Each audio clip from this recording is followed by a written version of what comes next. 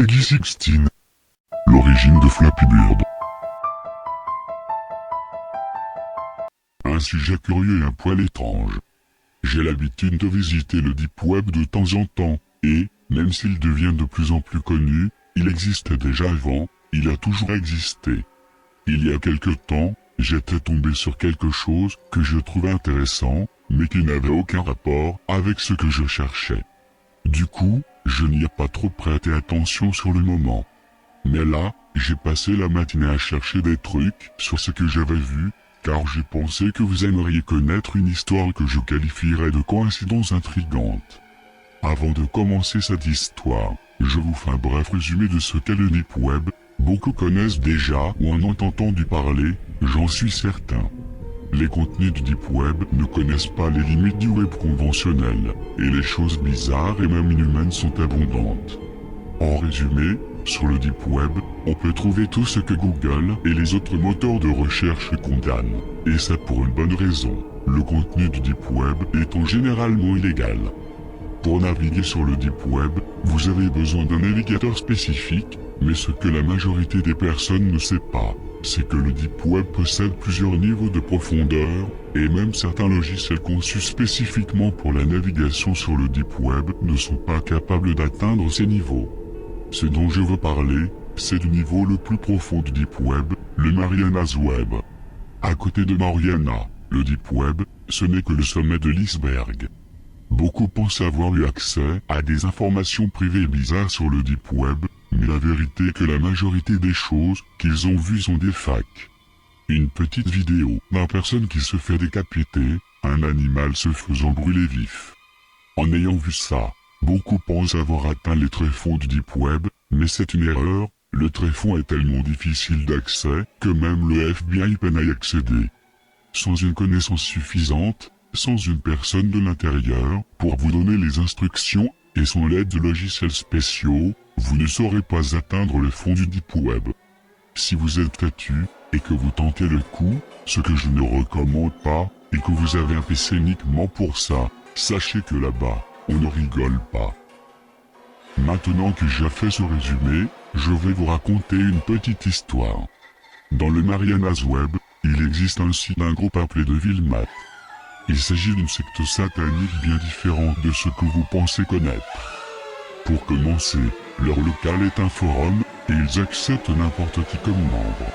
Ceux-ci doivent évoluer pour avoir accès à diverses informations, et l'unique moyen d'évoluer au sein de ce groupe est la pratique de rituels bizarres, qui devront être filmés, pour prouver que cela a bien été fait. Les membres possèdent un niveau allant de 1 à 66. Les membres de niveau 1 ne peuvent pas faire de rituels, ce sont basiquement des lecteurs. Après un temps, la personne décide si, oui ou non, elle veut faire partie de la secte, et obtient le niveau 2. À partir de là, les choses sérieuses commencent. Boire le sang d'une poule noire, manger cru un cœur de porc, boire les règles d'une jeune fille vierge, voici quelques-unes des obligations qu'ont les membres afin de progresser au sein de la secte, et croyez-le ou pas, il existe beaucoup d'autres rituels encore plus macabres et cruels chez eux. Mais la question est, pourquoi quelqu'un ferait-il ça? Ou mieux, en échange de quoi? La réponse est, l'argent, et la gloire. Le but de Devilmat est de former un groupe de personnes qui ont bien réussi financièrement. Enfin, c'est là leur raison d'exister. C'est toujours au prix de rituels bizarres et glauques, mais on dirait que les membres sont globalement satisfaits du résultat. Cela fonctionne de cette façon, pour chaque niveau, le membre pratique un rituel. Après ça, les anciens, je pense que ce sont les modérateurs ou les chefs de la secte, transmettent aux membres une espèce de manuel détaillé des actions à accomplir pour garantir son succès financier. Par exemple, si la personne gère un fast-food, il lui suffira de suivre certaines règles et rituels pour que son affaire soit prospère. J'ai vu beaucoup de membres traîner là-bas, mais il y en a un, plus que les autres, qui a retenu mon attention. Le membre Niod. Ce membre paraissait avoir un niveau assez avancé. Sur un post du forum, Niod avait reçu une tâche finale pour atteindre le premier niveau de prospérité. Il avait déjà dû accomplir d'autres tâches avant, mais avec celle-ci, il passerait au niveau 27. Et il semble que c'est à ce niveau-là que les choses commencent vraiment à avancer. Après avoir accompli cette tâche, il avait reçu la liste de ce qu'il devait faire pour atteindre le succès. Ces instructions sont cryptées, et ne peuvent être lues qu'avec l'aide d'une clé spécialement conçue par les Devilmat. Seuls les membres de confiance y ont accès. Avant que vous me demandiez comment j'ai réussi à y accéder, non, je ne suis pas un membre et je ne suis impliqué dans aucune de leurs actions. J'ai juste réussi, c'est tout ce que vous devez savoir. Le texte crypté contient, entre autres, le code source d'un logiciel que Nia devait développer. Le code n'est pas complet, mais ce logiciel devait rapporter beaucoup d'argent à Niod. Cette discussion remonte à fin 2012, et il s'agissait d'un jeu qui devait tourner sur les plateformes iOS et Android. Après la sortie du jeu, Niod devait accomplir un nouveau rituel, et à partir de là, son succès serait absolu. En d'autres termes, Niod aurait réussi financièrement.